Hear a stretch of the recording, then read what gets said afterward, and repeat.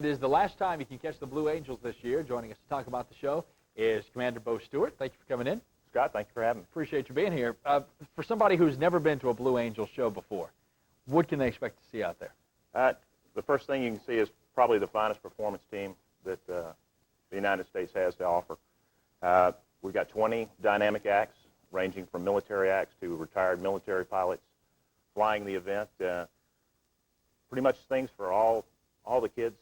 There are kids' events out there that they can entertain them. Out on the flying, you have not only jets, but helicopter performances, and then, of course, the Blues at about 2:15. What goes into a performance like this? We're looking at some video from last November, and how much prep time and how much practice does it take, or did these guys really not need to practice because they do it so much?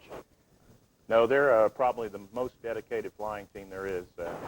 They go through a selection process, and then sometime around the January time frame, these guys start their training, and they continue through until they finish up on Saturday. And a lot of people may not realize how national and well-known the Blue Angels are. A lot of people might just associate them with Pensacola, but these guys travel the country and even to other countries in some cases. In some cases, and I'll tell you, Commander Russ Bartlett, who is called the boss, he is the commanding officer of the Blue Angels. He has done a tremendous job with his crew, and they are the best representatives of naval aviation.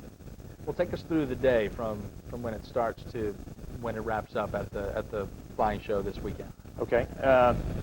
The gates will open tomorrow morning and both Saturday at 8 o'clock in the morning. We highly encourage everyone who plans to attend to come early to allow our security folks to be able to park them in the correct spots, as well as run them through the different security points before they get out there.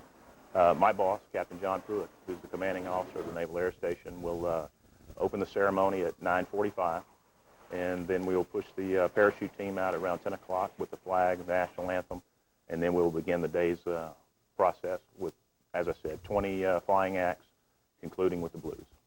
Sounds good. Let's put the information on the screen so everybody can know where to go and what to do. It's the Blue Angels Airshow at NAS Pensacola Sherman Field. Get started at 9:45. The Blues get going at 2:15. Parking is free, and like we said, get there early because security, as you can imagine, is pretty tight. Right. Thank you for coming in. And Scott, good luck thanks with for the having show. us. We appreciate it. Appreciate it. Thanks a lot. Coming up next, big concert event tonight in Pensacola.